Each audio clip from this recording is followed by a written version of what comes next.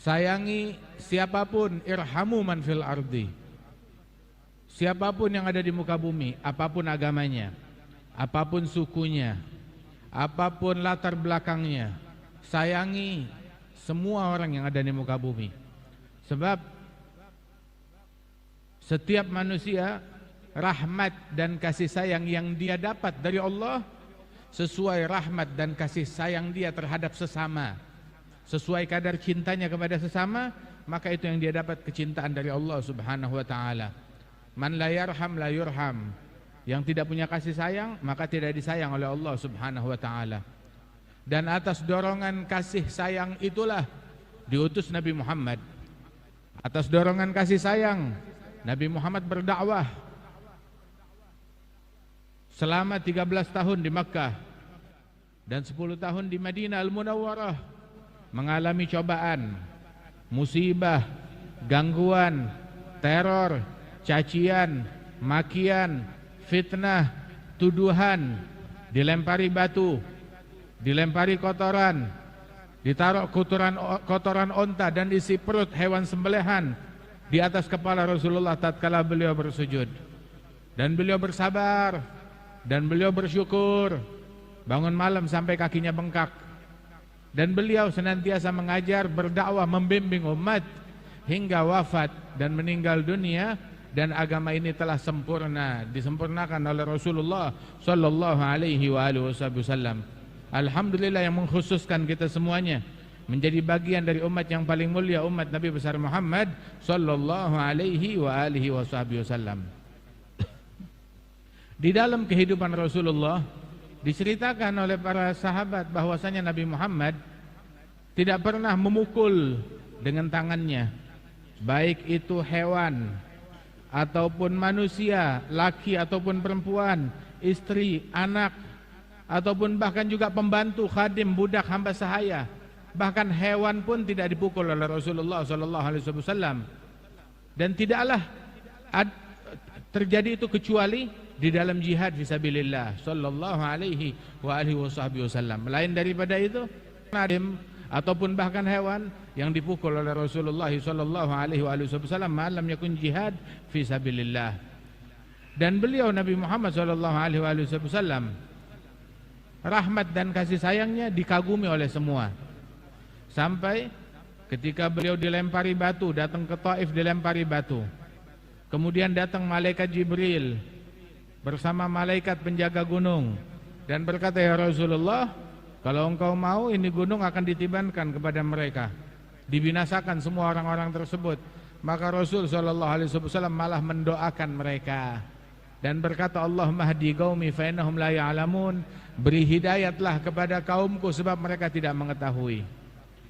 Sehingga sungguh malaikat itu sampai berkata, sungguh benar Allah yang menyatakan wa ma arsalnaka illa rahmatan lil alamin. Tidaklah kami utus engkau wahai Muhammad kecuali rahmat dan kasih sayang bagi alam semesta ini. Di dalam Sahih Al-Bukhari, Nabi bercerita tentang seorang wanita pendosa, banyak melakukan kemaksiatan dan perbuatan-perbuatan tercela lainnya. Diampunkan dosanya oleh Allah Ta'ala gara-gara ketika dia sedang berjalan di padang pasir, dia kehausan sampai di sebuah sumur. Maka dia ingin minum daripada sumur tersebut, tetapi tidak ada timba, tidak ada tali untuk mengambil air. Dia turun memanjat ke bawah, dia ambil air, dia minum. Kemudian saat dia naik, dia lihat ada seekor anjing yang hampir mati kehausan. Dia turun lagi ke bawah, dia ambilkan air untuk anjing tersebut. Dia diisi tuh sepatu kulitnya dengan air, dia gigit dengan mulutnya, dia memanjat ke atas dan diberikan kepada anjing tersebut berkali-kali sampai anjing itu segar kembali dan bisa melanjutkan perjalanan, melanjutkan hidupnya kembali. Maka Allah Ta'ala memberikan ampunan kepada wanita ini gara-gara rahmat dan kasih sayangnya kepada seekor anjing. Ini disebut oleh Nabi Muhammad sallallahu alaihi wasallam. Diceritakan hal ini oleh Rasulullah tentang wanita dari umat yang terdahulu. Kemudian juga Rasul sallallahu alaihi wasallam menyebutkan seorang wanita yang masuk ke dalam api neraka gara-gara seekor kucing. Ada apa gerangan? Diapain kucing tersebut? Kucing itu dia ikat, dia kurung tanpa diberi makan. dan juga tidak dilepaskan untuk mencari makan sendiri sampai kucing itu mati, maka Allah Ta'ala masukkan wanita ini ke dalam neraka gara-gara kejahatan yang dia lakukan terhadap seekor kucing. Lihat bahwasanya manfaat apabila diberikan kepada, walaupun kepada seekor hewan, dapat pahala dari Allah, bisa menyebabkan seseorang masuk surga. Tetapi gangguan walaupun dilakukan terhadap seekor hewan binatang, maka menyebabkan orang yang melakukannya masuk ke dalam api neraka. Waliyadzubillah min dzalik. Bagaimana kalau manfaat dan kebaikan itu diberikan kepada manusia? Dan bagaimana pula kalau kejahatan itu dilakukan terhadap manusia? Sehingga Rasulullah menyebutkan di dalam hadis, la yazalu rajul fi fushatim min dinih ma lam yusib daman harama. Senantiasa seseorang berada di dalam kelapangan Islam, kemudahan Islam, selama dia belum menumpahkan darah yang haram. Tapi kalau sudah menumpahkan darah, itu urusannya fatal. Rasulullah bahkan menyebutkan di dalam hadis, man a'ana ala qatli muslimin zulman walau bi syatri kalimah lagi Allah wa maktub ala jabinihi ayis min rahmatillah. Barang siapa yang andil di dalam membunuh seorang muslim secara zalim, maka menghadap kepada Allah hari kiamat, tertulis di jidatnya, di keningnya, orang ini tiada harapan baginya dari rahmat Allah. Hari kiamat Allah Ta'ala membagi rahmatnya menjadi 100 bagian. Satu bagian diturunkan di alam dunia ini, 99 bagian disimpan untuk hari kiamat. Bahkan di hari kiamat tersebut, saking banyaknya rahmat yang Allah Ta'ala bagi-bagikan, iblis pun sampai menjulurkan lehernya berharap jangan-jangan saya kebagian. Padahal nggak mungkin dia kebagian rahmatnya Allah Subhanahu wa Ta'ala. Tapi ada orang, manusia, yang nggak mungkin dirahmati oleh Allah. Siapa orang tersebut? Adalah yang punya andil di dalam terbunuhnya seseorang. Waliyadzubillah min dzalik. Bahkan di dalam hadis Rasulullah menyebutkan bahwasanya man qatala mu'ahadan aw dhimmiyan lam yarah raihatal jannah. Barang siapa yang punya andil di dalam membunuh seorang non muslim yang dilindungi di dalam negara, maka orang pelaku ini tidak akan mencium aromanya surga. Dan aroma surga tercium dari jarak 500 tahun. Itu hari kiamat, orang mencium aroma semerbak. Aroma apa ini? Aroma surga. Mana surganya? Jalan 500 tahun kamu jumpa. Nah, orang kalau tidak mencium aroma surga, artinya jarak antara dengan surga sangat jauh sekali. Jadilah kita orang yang beriman. Wahai para hamba-hamba Tuhan, wahai para hamba-hamba Allah, jadilah kita orang yang beriman yang sejati. Siapa orang beriman? Mukmin memberikan keamanan, menanamkan rasa aman, membuat orang yang melihatnya merasa aman. Ketika melihat orang tersebut, hati tentram, damai dan merasa aman. Jadilah kita orang tersebut yang membawa rasa aman di tengah-tengah masyarakat. Jangan membuat teror, gangguan di tengah-tengah masyarakat. Al-iman bid'ah wa thalathuna syu'bah. Itu iman itu ada bid'ah wa sab'un syu'bah. Ada 70 sekian pintu, ada 70 sekian peringkat. Peringkat iman yang paling tinggi adalah kalimat la ilaha illallah. Dan peringkat iman yang paling rendah adalah menyingkirkan gangguan dari jalanan. Ketika di jalanan ada gangguan, ada batu yang bisa membahayakan orang, ada lubang yang bisa mencelakakan orang, bahkan ada sampah yang menjadi gangguan, dia singkirkan gangguan dari jalanan. Itu juga iman. Iman mengajarkan kita untuk turut bertanggung jawab, menjaga kebersihan, menyingkirkan gangguan apapun yang berpotensi menjadi gangguan, mengganggu manusia di jalanan mereka, maka disingkirkan. Dan ini adalah dorongan keimanan, mendatangkan rasa aman bagi setiap orang. Karenanya itu Nabi bilang di dalam hadis, al-muslim man salim al-muslimun min lisanih wa yadih. Muslim sejati yang membuat muslimin lain selamat dari gangguan mulut dan tangannya. Al-mu'minu, orang yang beriman, yang membuat orang lain merasa aman terhadap kehormatan mereka dan harta mereka. Al-muhajiru, orang yang berhijrah, man hajara manahallahu anhu, orang yang berhijrah yang memboikot, yang meninggalkan hal-hal yang dilarang oleh Allah Subhanahu wa taala. Nabi Muhammad dikenal dengan akhlaknya, dengan budi pekertinya. Akhlaknya luhur, budi pekertinya bagus.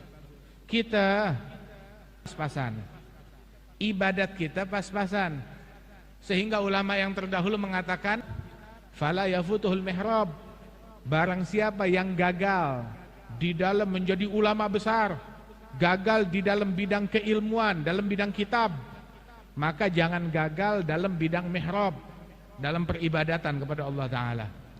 Barang siapa udah kitabnya gagal, mihrabnya juga gagal, ibadatnya juga gagal, fala tafutuhul adab, jangan dia menjadi orang yang gagal dalam bidang adab, dalam bidang akhlak. Dan sungguh adab tersebut anugerah besar. Ma manaha walidun waladahu bi afdal min adabin hasan. Tidaklah seorang ayah memberikan kado, hadiah kepada anaknya dengan sebuah pemberian yang lebih baik daripada adab yang baik. Wa inna rajul la yablugh bi husni khuluqihi ma yablughul qaim fi qiyamih wa shaim fi siyamih. Sesungguhnya seseorang dengan budi pekertinya yang luhur, dia mencapai kedudukan dari orang yang ahli sholat dan orang yang ahli puasa. Orang ahli sholat, ahli puasa, oh saya tidak pandai, tidak bisa banyak sholat, tidak bisa banyak puasa, maka bisa kita kejar kedudukan itu dengan akhlak yang bagus, dengan budi pekerti yang luhur. Kita duduk di sini, siapa yang terbaik di antara kita? Yang terbaik di antara kita belum tentu orang yang duduk di depan, ataupun orang yang paling belakang, ataupun yang duduk di kursi, ataupun duduk di bawah. Orang yang terbaik di antara kita adalah Rasulullah menyebutkan bahwasanya khairukum ahasinukum akhlaqa. Orang terbaik di antara kalian yang paling bagus akhlaknya dan budi pekertinya. Dan di antara ciri budi pekerti, tanda akhlak yang bagus adalah menjaga mulut dari hal yang tidak baik. Sebagaimana Nabi Muhammad la yagulu wa la yaf'alu illa ma'rufa, tidak berucap, tidak berbuat kecuali hal-hal yang baik. Semuanya baik, yang dikerjakan, yang diucapkan oleh Rasulullah semuanya indah.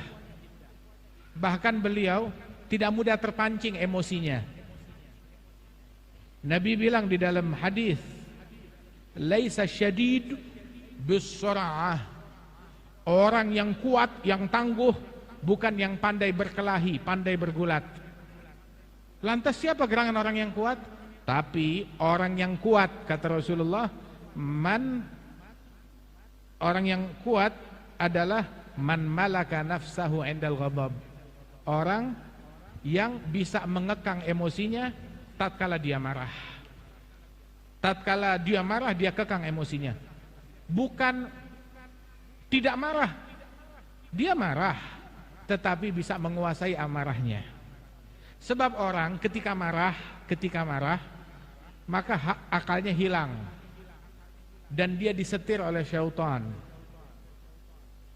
Namun orang yang beriman, orang yang kuat, kemarahan dan emosi dia nggak bisa menguasai dirinya, tetap memiliki kesadaran hingga dia bisa mengekang dirinya dari ucapan yang bisa berpotensi menimbulkan kerusakan yang lebih fatal, ataupun perbuatan yang bisa menimbulkan hal-hal yang lebih fatal lagi. Sampai dibilang orang kalau marah jangan ngomong dulu, jangan melakukan apa-apa dulu, jangan bertindak apapun juga. Itu ulama bilang, Al-Imam Al-Ghazali bilang, kalau kamu marah, saat kamu berdiri kamu marah emosi, duduklah. Kalau marahnya datang saat kamu lagi duduk, berbaringlah. Ada seseorang dia emosi marah, lantas Rasulullah berkata, saya tahu, saya bisa kasih tahu dia sebuah amalan. Kalau dia lakukan, amarahnya akan hilang. Apa? Dia baca a'udzubillahi minasyaitonirrajim, berlindung kepada Allah dari godaan syaitan. Maka itu orang dengar begitu, memangnya saya gila? Ya memang, orang kalau sudah emosi akalnya hilang, sehingga akan timbul hal-hal yang tidak baik, sebuah kegilaan yang lain. Nah karenanya itu, orang yang kuat bukan yang pandai bergulat berkelahi, tetapi orang yang kuat yang bisa mengekang emosinya saat dia marah. Mungkin dia bisa, bukan berarti dia nggak marah sama sekali, dia marah, tetapi sehingga pun juga pernah marah, tapi marahnya Nabi bukan karena urusan pribadi. Marahnya Nabi ketika syariat dinodai, ketika ada orang menelantarkan syariat, menelantarkan adab, menelantarkan agama Allah, maka di situ Rasulullah marah. Beliau ya'fu 'anil dzambi idza kana fi haqqihi wa sababihi, idza dhuyya haqqullah lam yaqum ahadun li ghadabihi. Memaafkan orang lain kalau cuma perihal dirinya, pribadinya yang diganggu. Dilemparin batu, memaafkan. Dicaci orang, beliau memaafkan. Akan tetapi apabila syariat yang dinodai, maka beliau marah. Haknya Allah Ta'ala jangan diganggu. Mau ganggu saya silakan, tapi mau mengganggu haknya Allah Ta'ala maka jangan. Sehingga sahabat bilang, Rasul kalau marah itu, sahabat Rasulullah marah bukan dengan ucapan yang jerit-jerit, bukan dengan kata-kata kotor yang keluar. Nabi enggak begitu. Marahnya Nabi Muhammad elegan. Ketahuan marahnya Rasulullah dari mana? Itu ada urat yang muncul di keningnya Rasulullah. Sahabat bilang, kalau Rasulullah marah ada sebuah urat yang menonjol di keningnya, itu tandanya Rasulullah sedang marah. Dan kalau sudah urat itu menonjol di keningnya Rasulullah, berarti ada hal yang gak beres yang membuat Rasulullah marah. Dan sungguh itu yang mengkhawatirkan kami, yang bikin kami takut. Apa yang bikin mereka takut? Bukan musuh, bukan musibah, bukan bencana. Yang bikin mereka takut kalau Rasulullah marah dan tidak ridha. Itu yang membuat mereka takut.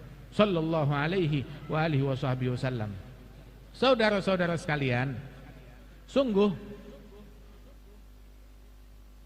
mukmin, muslim, orang yang beriman kepada Tuhan, jangan jadi sumbu pendek, gampang disulut, gampang dipancing emosinya. Orang kalau dia emosi, maka dia jadi bodoh, gampang disetir, gampang disalahgunakan, gampang untuk dirusak ketika orang emosi. Maka jadilah kita orang tuh yang berpikir matang, yang cerdas, jangan mau dibodohi, jangan mudah terpancing dan terprovokasi. Nabi Muhammad SAW diwahyukan oleh Allah Ta'ala. Allah Ta'ala berfirman, ya ayyuhalladzina amanu in ja'akum fasigun binaba'in fatabayyanu an tusibu qauman bijahalatin fatusbihu ala ma fa'altum nadimin. Wahai orang-orang yang beriman, apabila datang orang fasik kepada kalian membawa suatu berita yang memprovokasi kalian, jangan terpancing, tabayun terlebih dahulu. Jangan sampai orang mudah terpancing melakukan tindakan-tindakan akhirnya menjadi penyesalan. Rasulullah sallallahu alaihi wasallam, beliau adalah orang, lihat nih akhlaknya Nabi, tidak mudah terprovokasi. Pernah beliau itu dicekik dari belakang dengan sorbannya seperti ini, tahu-tahu sorbannya yang melilit leher Rasulullah dibetot, ditarik dari belakang hingga melukai lehernya Nabi. Lehernya Nabi putih bagaikan perak, menjadi merah, berbekas, terluka, baret karena tarikan. Siapa yang melakukannya? Orang Yahudi.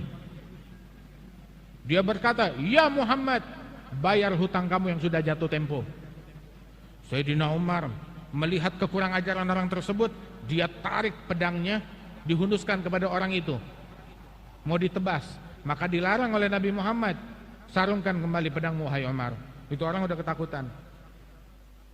Tapi dia kurang ajar. Dia bilang, kenapa kamu kurang ajar?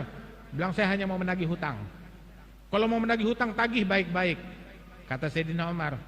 Maka Nabi bilang, wahai Umar, kalau kamu mau menasehati harus fair.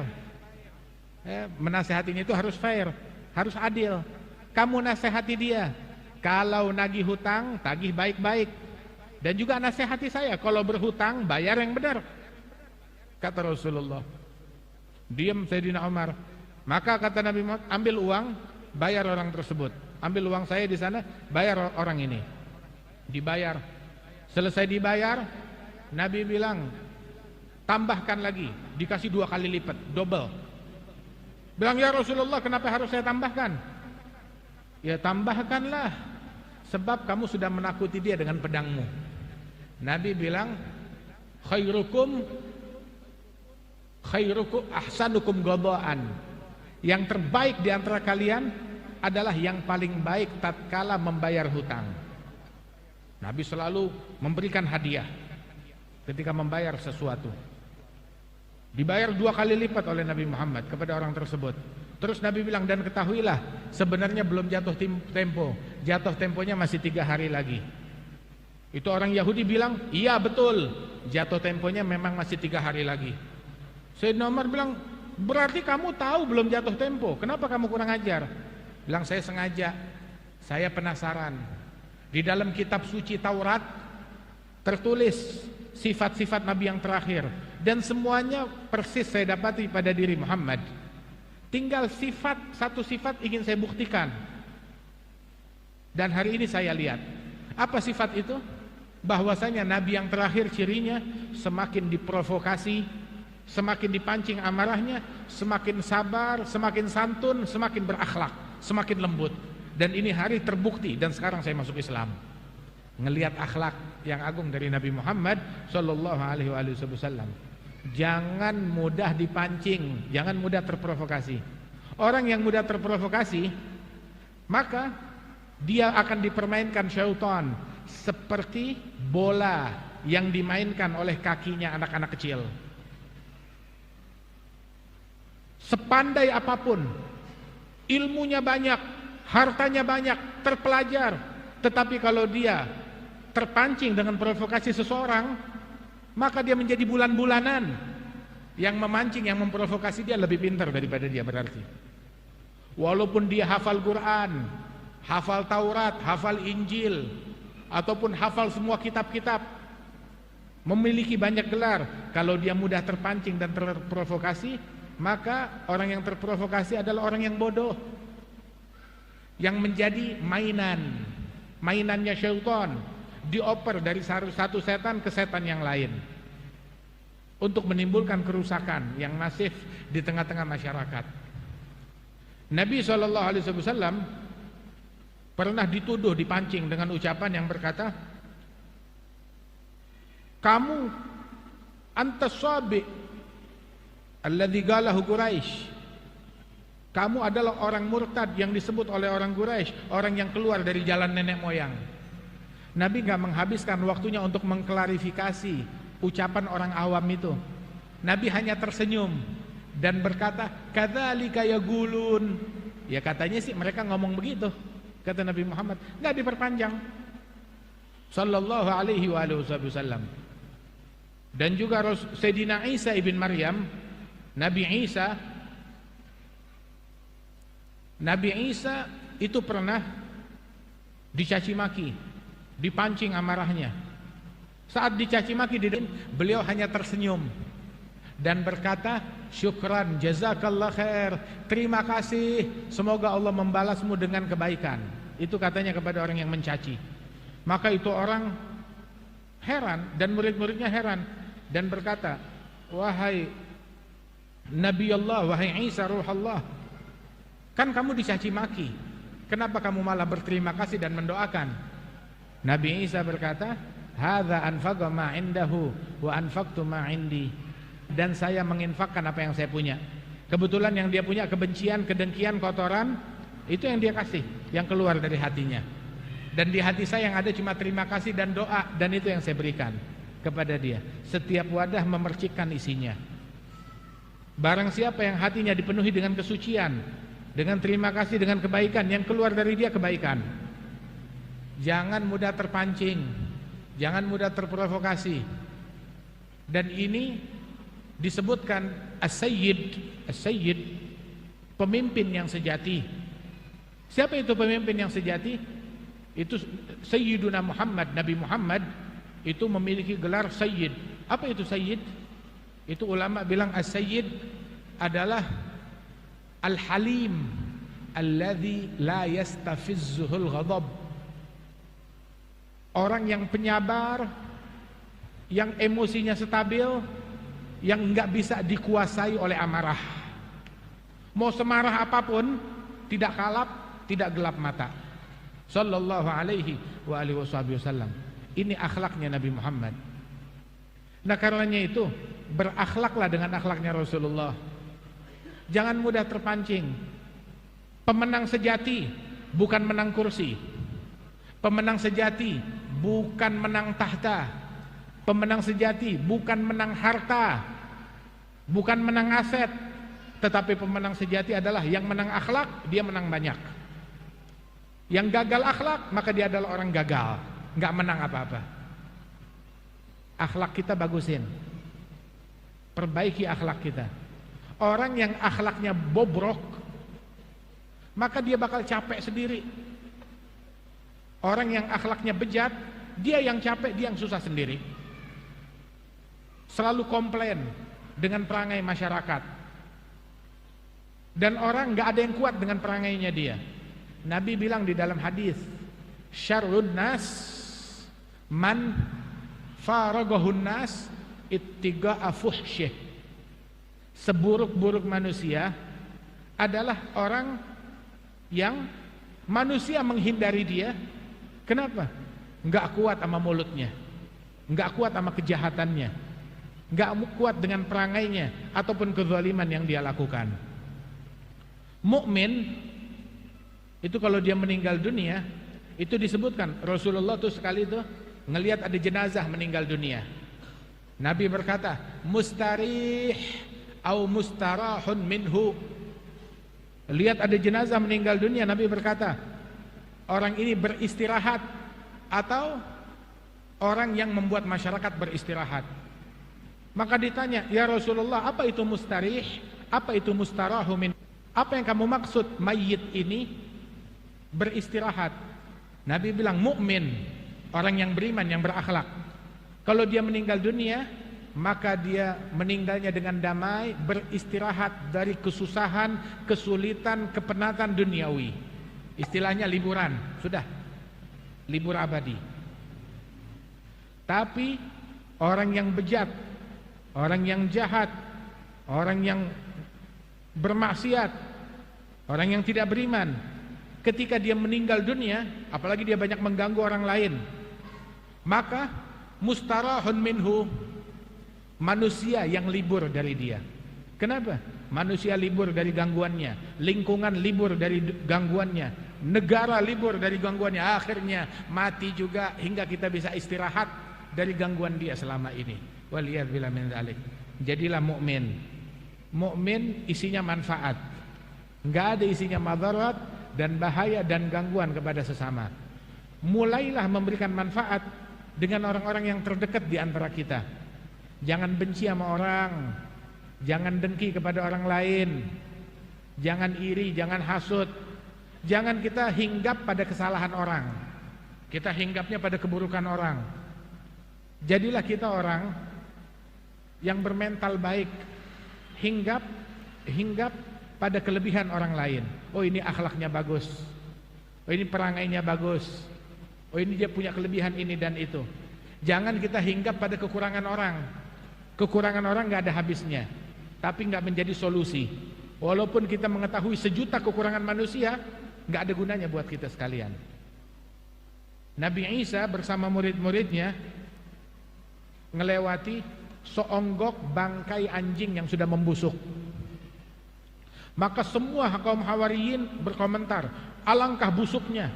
Yang satu lagi bilang alangkah baunya, yang satu lagi bilang alangkah najisnya, alangkah kotornya.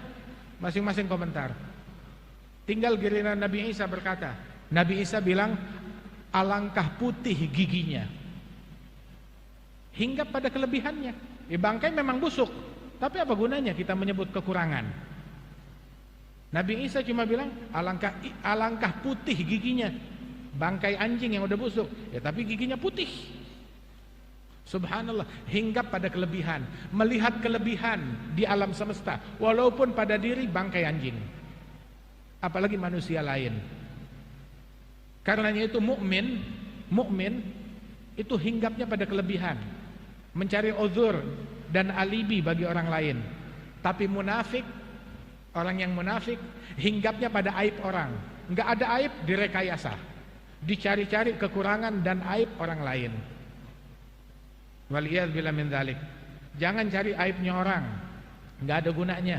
Wah, dia punya 50 kesalahan, dia punya 30 kejahatan, dia punya 100 kejahatan. Seandainya dia mengkoreksi, dia meneliti kejahatan dia kumpulkan kesalahannya, aibnya sampai 20, 30, 40, terus dia perbaiki, maka dia sudah menjadi wali besar. Tapi habis energinya sibuk mencari-cari aib dan kekurangan orang lain. Idza ahabballahu 'abdan bassarahu bi'uyubi nafsihi wa syaghalahu biha. Apabila Allah cinta kepada seorang hamba, Allah Ta'ala bukakan mata hamba tersebut akan aib dan kekurangan dirinya sendiri dan disibukkan untuk memperbaiki aibnya. Tapi kalau Allah benci kepada seseorang, dibikin sibuk dengan aibnya orang lain dan buta akan aibnya sendiri. Al-Imam Al-Haddad Sahibur Ratib, beliau bilang, wa syahidu iflasil fata jahlu aibihi wa dzikru uyubil alamin minal agli. Bukti kebangkrutan akal seseorang. Mau tahu akal orang yang akalnya bangkrut? Orang yang akalnya bangkrut, akalnya defisit, buka kepalanya nggak ada akal. Apa cirinya? Sibuk dengan aibnya orang lain, nyebut, oh aibnya fulan, aibnya fulan, aibnya pejabat ini, aibnya pejabat itu, sibuk dengan aibnya orang lain. Tapi dia buta akan aibnya sendiri. Ini adalah orang yang paling tidak berakal. Waliyadzubillah min dzalik. Ayo kita jaga kesatuan kita. Kita jaga persatuan kita. Jangan mudah terpancing. Cintai semua orang. Sebarkan rahmat dan kasih sayang. Jadilah kita orang yang bekerja sama untuk mewujudkan persatuan, kecintaan, kedamaian, keamanan, keharmonisan. Ini nikmat aman, nikmat yang besar yang Allah Ta'ala berikan kepada hambanya. Ini hari kita berkumpul di Masjidil Aqsa di Sentani, di Papua. Kita berkumpul di Masjidil Aqsa dalam rasa aman. Saudara-saudara kita di sekitar Masjidil Aqsa di Gaza saat ini, mereka tidak dalam keamanan, dalam teror, dalam ketakutan. Tidak ada kedamaian, tidak ada keamanan. Dan kita memiliki rasa aman tersebut. Kita punya, jaga keamanan kita. Dan doakan saudara-saudara kita, kaum muslimin yang ada di Gaza, yang berada dalam penindasan, yang berada di dalam kezaliman, agar Allah Ta'ala angkat kezaliman yang menimpa mereka, dan Allah Ta'ala berikan pertolongan kepada mereka, dan dijadikan kita orang-orang yang bersyukur atas nikmat aman yang Allah Ta'ala berikan, nikmat damai yang Allah Ta'ala berikan. Nikmat aman, nikmat damai itu nikmat yang sering dilupakan orang. Keamanan dan kedamaian ketika dicabut dari suatu negeri, ketika nikmat aman, nikmat damai meninggalkan suatu negeri, maka semua nikmat akan meninggalkan negeri tersebut. Jadi jangan meremehkan nikmat ini. Kita punya nikmat aman, punya nikmat damai, kita punya segalanya. Tapi ketika kita kehilangan nikmat aman dan damai, maka kita nggak bisa beribadat dengan benar. Mau sholat juga, mau beribadat, mau ke masjid juga susah. Ekonomi juga kacau, bisnis berantakan. Yang ada malah ketika kita rusuh satu sama lain, harta yang kita punya di piring kita direbut, dilarikan keluar, dicolong dan dicuri. Waliyadzubillah min dzalik. Dan banyak contoh yang semacam itu. Lebih baik, ayo, Nabi mengajarkan kita kasih makan semua orang, silaturahmi kepada semua orang, suruh duduk sama-sama, saling silaturahmi, saling memberi makan, saling menyapa satu sama lain. Jangan mudah tersinggung, jangan mudah terprovokasi. Cintai semua orang sebagaimana ajaran Rasulullah sallallahu alaihi wasallam. Mudah-mudahan Allah Ta'ala berikan berkah insyaallah kepada kita di dalam perkumpulan ini. Sebagaimana Allah Ta'ala kumpulkan kita di tempat ini, alhamdulillah masjid ini udah selesai. Wah, berkah, wah, luar biasa, mewah. Masya Allah, saya di Jakarta aja nggak ketemu masjid semewah ini. Alhamdulillah. Wah, ini kita di Papua, Masya Allah, nikmat. Kita bisa kumpul, baca maulid, sholawatan di masjid ini. Itu pertama saya datang ke tempat ini, waktu itu kita bikin acara di luar, di halaman sana. Masjidnya masih genteng begitu. Masya Allah, subhanallah. Oh, sekarang masjid itu udah megah, sudah mewah.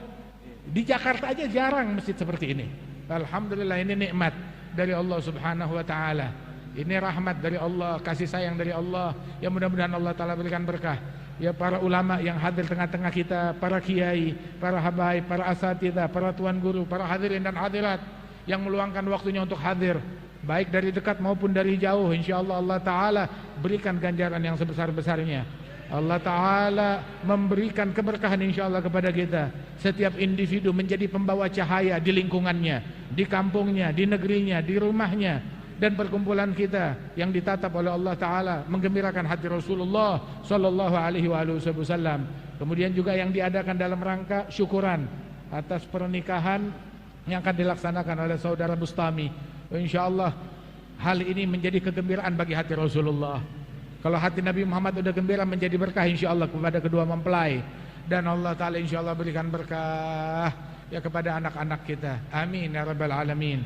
Allahumma ij'al jam'ana hadza jam'an marhuma, tafarruqana min ba'dihi tafarruqan ma'suma, wa la taj'al fina wa la minna wa la ma'ana syaqiyan wa la mahruma. Dan kita doakan insyaallah negeri kita tetap aman, negeri kita tetap damai, negeri kita tetap makmur, dijauhkan dari konflik, dijauhkan dari musibah, dijauhkan dari bencana. Dan Allah Ta'ala insyaallah memberikan keberkahan kepada pemerintahan kita, kepada para pemimpin kita, kepada orang-orang yang berkhidmat untuk negeri kita, kepada TNI kita, kepada polisi kita, dan kepada segenap tokoh masyarakat yang khidmah untuk mempersatukan umat di dalam jalan yang diridhai oleh Allah Subhanahu wa ta'ala. Allahumma ya muyassir kull asir, yassir alaina kull asir, fataysirul asir alayka yasir. Ya man la yahtaj ila al-bayan wa tafsir, hajatuna kathir وأنت عالم بها وخبير. اللهم نسألك بجاه البشير النذير والسراج المدير أن تنظر إلينا وتنظر إلى جمعنا. ها نحن بين يديك أنت ترانا. أصلح الشؤون، أقر العيون، اغفر الذنوب، استر العيوب، اكشف الكروب، اربطنا بسيدنا محمد حبيب المحبوب برحمتك يا أرحم الراحمين. وبارك في علمائنا، بارك في صلحائنا، كثر الدعاء وطلبة العلم والهداه المهديين برحمتك يا أرحم الراحمين. وصلى الله على سيدنا محمد النبي الأمي وعلى آله وصحبه وسلم. وآخر دعوانا أن الحمد لله رب العالمين بسر الفاتحة.